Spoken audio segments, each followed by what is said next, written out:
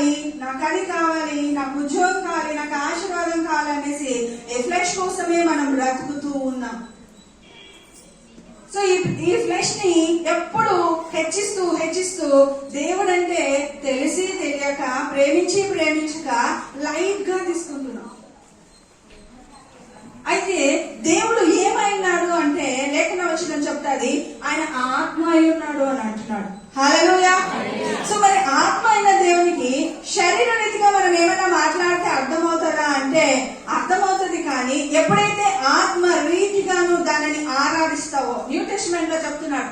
మరి మేము ఎలా మిమ్మల్ని మెప్పించగలము అంటే తండ్రిని మహిమపరచండి అని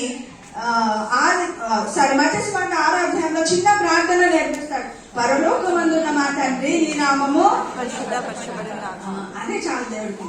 ఆయన నామం పరిశుద్ధపరచబడాలంటే స్పిరిట్, సోల్, బాడీ అనేది ఏకమైనప్పుడు, నీ థాట్, నీ మౌత్, నీ యొక్క ఫ్లెష్ ఒక్కటైనప్పుడు వచ్చే ఒక మంచి పాట, ఒక మంచి ప్రార్థన, ఒక మంచి మాట నీ ప్రభు దగ్గరికి వెళ్తుంది. హల్లెలూయా. లేకపోతే చాలా డిస్టర్బెన్స్. ఇప్పుడు ఒక్కరి గిఫ్ట్ తీసుకోవాలంటే ఎంతమంది అడ్డం వస్తున్నారు కదండి.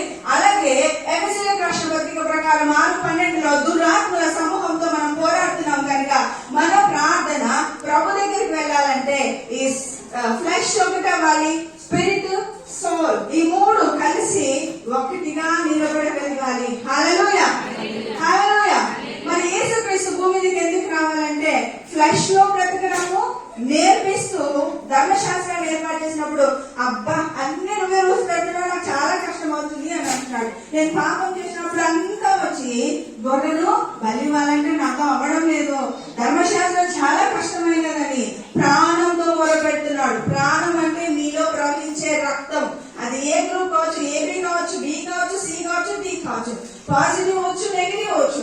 కానీ రక్తం అంటుంది కొత్త సమానం. రక్తం ఇవ్వాలంటే నేను పిట్టలు ఇవ్వడానికి కూడా చాలా కష్టమవుతుంది, గొడవలు ఇవ్వడానికి కష్టమవుతుంది, ఎడ్లు ఇవ్వడానికి కష్టమవుతుంది. దేవుడు న్యాయాధిపతిగా ఉన్నాడు కానీ మా కష్టాన్ని తెలుసుకోలేకపోతున్నాడని వేదన ఉన్న సమయంలో మరి ఈ సోల్ అంటే ప్రాణ విమోచన జరగాలి. ఎందుకు ప్రాణ విమోచన జరగాలో చెప్తాను.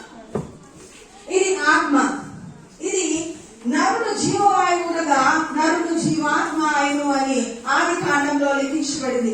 నరుడు జీవాత్మ కావాలంటే దేవుడి యొక్క శ్వాస అండి, శ్వాస మనిషి బొమ్మలో ఊదినందువలన ఒక ఆత్మ, ఆలోచించగలిగే ఆత్మ, నడిపించగలిగే ఆత్మ, కృప పొందే ఆత్మ దేవుడు మనకు అనుగ్రహించడం జరిగింది. సో ఈ ఆత్మ వెలిగించబడినప్పుడు ముఖాముఖిగా దేవుని చూసేవారు. హల్లెలూయా.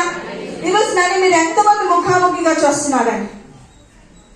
అందరు చూస్తున్నారా? కళ్ళు తెచ్చుకున్నారా? ఎంతమంది చేతులు తెచ్చుకున్నారా? ఎత్తండి ఒకసారి ప్లీజ్. Oh praise lord. చాలా మంది తెచ్చుకోలేదండి. అయితే కళ్ళు ఎంతమంది తెచ్చుకున్నారు? వాళ్ళందరికీ నేను కనపడిస్తున్నాను కదండి. మరి అలాగే దేవుడు సృష్టించిన ఒక ఆత్మ నేత్రం మీరు తెచ్చుకోగలిగితే ఖచ్చితంగా మీ ప్రాబ్లమ్స్ అన్నిటికీ సొల్యూషన్స్ మీరు చూడగలుగుతారు. హల్లెలూయా. ఈరోజు కళ్ళున్న వాళ్ళే ఇవన్నీ చూడగలుగుతున్నారు. అలాగే ఆత్మ నేత్రం ఉండగలిగితే ఈ బైబిల్లో ఉన్న ఆశీర్వాదాలన్నీ పొందుకోగలుగుతారు.